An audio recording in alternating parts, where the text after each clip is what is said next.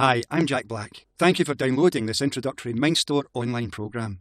My intention here is to give you insights into what MindStore is about, how the programs that will become available here will be of benefit to you, and also let you directly experience our unique methods.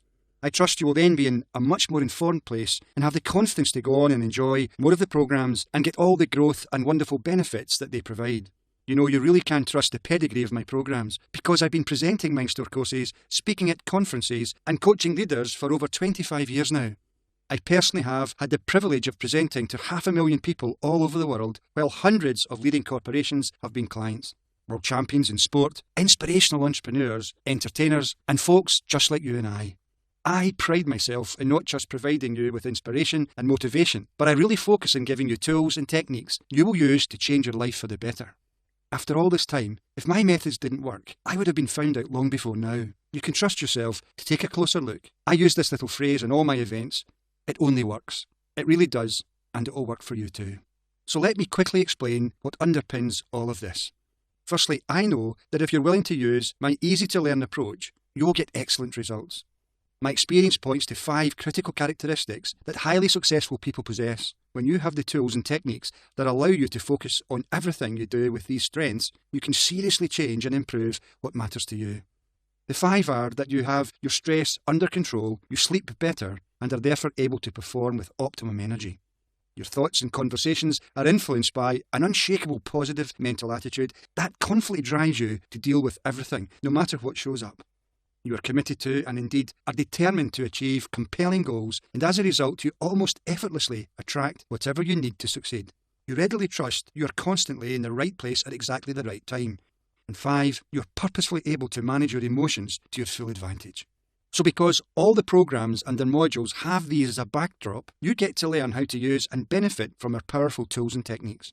You'll have more energy, you'll become much more confident, you'll set yourself new goals, and people around you will know something has changed. Indeed, the people, the resources, the opportunities, and the places you need to achieve whatever you genuinely desire will actually come into your life. The programs also use powerful and similar understandings that you will find throughout the personal development field. So for example, you'll have tools to develop and become much more positive.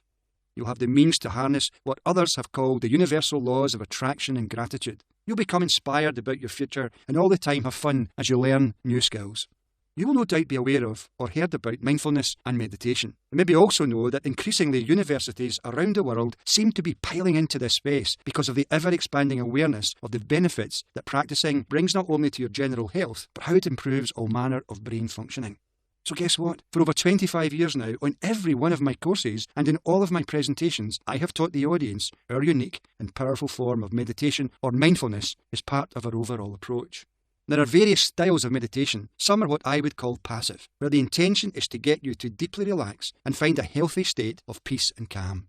You will obviously get wonderful benefits from practicing these approaches, and what you will learn here gives you all of those. However, our methods also have a powerful active thinking component too. You see, when you're deeply relaxed, which by the way really dissipates your stress, your mind begins to relax, and there you can take advantage of enhanced levels of thinking. So, apart from tools and techniques that provide you with encouraging feelings of well-being, the desire to set goals and that have you influencing outcomes when you interact with others, you also get to improve all manner of other things besides. The secret to the enduring success of MindStore is because what you learn to do with your relaxed mind works, always has and always will. Here's the thing. Around about the time I was developing MindStore, 2 research scientists had got a Nobel Prize for medicine. Roger Sperry and Robert Ornstein were awarded the prize for their groundbreaking research over 25 years into the functioning of the left and right hemisphere of the neocortex of your brain. To keep it simple, they discovered that the left hemisphere tended to take care of logical faculties such as counting, reading and writing, speaking and analysing. Well, the right brain was much more about imagination, intuition, creativity, music, art, etc. It soon became apparent that most of us had spent our formative years in education that concentrated on the left side. You see, all those subjects like maths, physics, English, geography, history, economics and so on had us all developed strong left brains. Well, you can probably see that the more creative right brain subjects were and still are usually demoted to shorter periods with the obvious suggestion that they were really not as important. However, it also became apparent that true genius tends to use both of the hemispheres. Einstein, for example, was a physicist and mathematician, who incidentally apparently failed those subjects at school. I love sharing that with school students when I work with them, because he was able to break out of his own limiting beliefs and became one of the greatest mathematicians and physicists, of course, of all time. Perhaps one of the greatest, if not the greatest scientist of all time, which is wonderful and really encouraging for young people who may at that point feel they're struggling with one subject or another. Einstein, whilst being a physicist and mathematician, was also apparently a concert-level violinist. So good, in fact, that if he'd chosen that as his career, you and I would still have heard his name. And if you think about it, if you go back into history to Leonardo da Vinci, well, it's pretty obvious that he was able to take full advantage of both hemispheres. He was the engineer, the scientist, the mathematician, but he also had that amazing ability as an artist. What's more, he had an extraordinary intuitive imagination that allowed him to figure out what was happening in the flight of a bird, where he could draw those perfectly anatomical drawings of birds in flight. Extraordinary. And of course, his wonderful inventions. Just amazing. Back when I was setting out, there was real excitement around the notion of the idea that if we could find a way to better use our right brains alongside our already developed left brains, then you and I could obviously become, by comparison, a genius too. At the same time, nearly 30 years ago now, a series of significant events occurred that completely changed the direction of my life. As a result, I found a unique and highly effective way to access the potential of the benefits of right brain thinking. Without going into too much detail, here's what happened.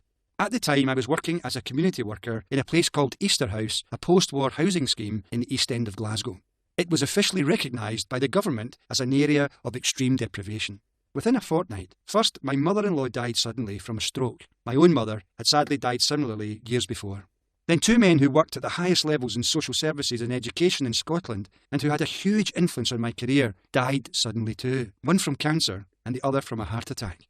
Now the frightening thing was that you would never have thought that any of them were going to do that the day before they did. If you don't know, Glasgow famously has real challenges with health. It's up there as one of the world's leading locations for people dying prematurely from heart attacks, strokes and cancer. Also around about that time, I'd found myself becoming increasingly disillusioned with my job. I felt we had no effective strategies for real change. Indeed, I felt our efforts, though worthwhile, were just covering over the cracks. I also began to realise that my career was kind of stuck. I had considered the possibility of promotion and climbing the ladder further, but knew deep down I didn't really fit in. My salary was such that I seemed to go over budget most months. In the summer, I was lucky to have a modest holiday, and to be honest, holidays were really the only things I looked forward to. I was genuinely unhappy. I felt there had to be much more that I could do with my life, but what? It was clearly time for me to change. And by reading classic personal development books by the likes of Norman Vincent Peale and Napoleon Hill, I began to realise just how negative I, and to be honest, most folks around me seemed to be. I was slowly but surely losing my ambition. So after the funerals, I began wondering if there were common reasons for the deaths. I started to look at the effects of stress and the impact it could have. Back then, no one really wanted to talk about stress, never mind admit that it might be having an impact. Of course, Glasgow was a real macho culture back then. How could anyone admit that they were somehow or other being affected by stress? Stress was for wimps, not someone who was wanting to do well in their career. I suspected that I was struggling with its effects. Indeed, I was something of a hypochondriac. I was always at my doctor with silly little complaints and symptoms that I had magnified in my mind until they had seriously fearful potential outcomes. I was forever thinking that the twinge in my chest was the start of a heart attack, or that I had some kind of rare cancer. And funny enough, I would go to the doctor and yet again, almost with a sigh and frustration, he would tell me I was perfectly okay. And I found myself, if you think about it, I'd be walking out of the surgery, heading out into the street, and then the thoughts would come back. What if he's only kidding me on? What if he's only playing it down? And there I was, already worrying again. Amazing. Then my life really began to change when I started organising skiing outings as a means for raising funds for a youth project I was leading. And we were very, very successful. Social workers, teachers and other people and their friends would come with me on skiing trips from Glasgow up to the skiing fields in the north of Scotland. On a bus journey early in the morning, I would supply them with skis, with instructors. We'd all have a great day skiing and come back late in the evening. It's fantastic, and it became really successful. When the trips had succeeded and we reached the target we were after, a colleague and I continued with them. We went back to everyone who had been with us before and explained we were now going to run it as a business. And of course, they were just delighted to go skiing and they were quite willing to support us. So my first business got underway. At the height of the season, I was still working at my full-time job though, and those were not easy times. There was a lot of insecurity and fears of government cutbacks to our funding. My work and the business demanded all of my time and more besides. I also found myself drifting away from my friends. Instead of socialising, I was working almost every hour I had. I actually knew from books I'd read that you had to pay whatever the price was and had to stick with it if you're going to succeed in your business. I somehow trusted that by keeping at it, all would become well and I would win through in the end and all the hard work would be worthwhile. On reflection, moving further and further away from my friends to work on my new business was the hardest part. I remember quite clearly that I had felt resentment when one of my close friends had set himself up in business some years before. He had started to spend less time socialising with us too. I suspect I soon became less popular with my friendship group. Indeed, I'm convinced that this kind of consequence is one of the issues we all might have to face if we wish to really embrace change in our lives and actually go after our dreams. Anyway, later my business had expanded into group travel and I was spending all the hours I could while at the same time keeping on my job in one of Glasgow's most deprived areas. All this activity soon took its toll. I was working nearly 80 hours a week at the height of the season, and I went for a haircut one day and I actually collapsed in the hairdresser's chair. This was the turning point. I now knew that I urgently had to do something about my own stress. Now, to cut a long story short, I set out on a journey to find out as much as I could about stress and how to manage it. And back then there was no internet. I was reading books and articles and magazines and newspapers. This eventually led me to discover wonderful yet simple processes that not only help you to manage your health and energy better, but which can also be used to completely transform your life. That's how I learned how to deeply relax, and that led me to my biggest breakthrough and ultimately the amazing tools and techniques of MindStore. And what I went on to create also provided the means to develop those behaviours aligned to the 5 characteristics of success that I'd mentioned earlier. The good news is they're really easy to learn. My passion ever since has been to share it with as many people as I can, because after all these years, it works, and it will profoundly impact your life when you begin to utilise it too. Let me explain a bit more. My breakthrough came when I realised that the faculties of my right brain, imagination, creativity, and intuition, seemed to be effortlessly available to me when I was daydreaming.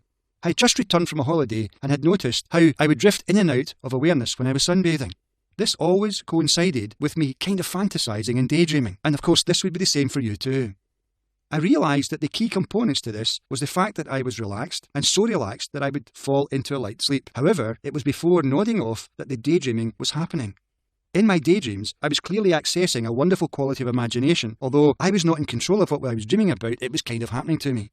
Now remember, my collapsing led me to use a controlled relaxation method where I experienced release, and I realised that the stress-free states experienced with sunbathing and the controlled relaxation are similar, and that was when I got the breakthrough. Now bear with me a bit more, because you see, I understood that the imagination and the highly creative content of my daydreaming must be coming from my right brain. And I just knew that if I could find a way of accessing the state with control, I would have all the stress-free benefits, and I would have access to my right brain faculties too. Again, without going into too much detail, I awakened one night from a dream, and in the dream, I remembered I was standing on the edge of a river. I immediately could appreciate the metaphor, and there in an instant, I had it. So the unique MindStore approach that you will experience in the next module is simply this. Between both hemispheres of the neocortex of your brain, there is a fibrous part called the corpus callosum, across which both brains interact. I realised that once you and I were nice and relaxed through a controlled process, that our imaginations become freely available. My own enhanced creativity, or rather, an awareness that had controlled access to it, came up with the notion of this. What if we simply pretended, once you and I were relaxed, that the corpus callosum was a river? And what if we imagined we were standing on the edge of that river, and it was in fact the right bank? I then wondered, what if I created a landscape before me that represented my right brain? If I really expressed my creativity and imagined it to be a really special place, I thought I would be honouring the potential of its faculties. I then realised if I imagined walking into the landscape and began creating features on that landscape, I could maybe find ways of using my right brain faculties to my advantage, and ultimately improve all manner of things in my life. So to cut yet another long story short, on the landscape I eventually built a wonderful house, and in and around that house there were many features, each with a particular meaning. I call this the house with the red roof, or if you like, the house on the right bank of the river. So to give you a glimpse of that potential, there is a room in that house where through the use of powerful tools and techniques, you are able to program yourself to succeed. You can set goals there that you will subsequently achieve. You can use that room to rehearse critically important events, which in turn become reality in exactly the way that you desire. There is another for improving your relationships, one for communication, one for your health, and so on it goes. So I want to share with you how we reach that level of awareness, and by doing so, you get all the stress-relieving benefits as a result. You can use it for the rest of your life, just like we all do, for managing our stress, and it's as good as any other form of meditation or mindfulness. You can also get a feeling for the landscape and have some fun creating your own particular version.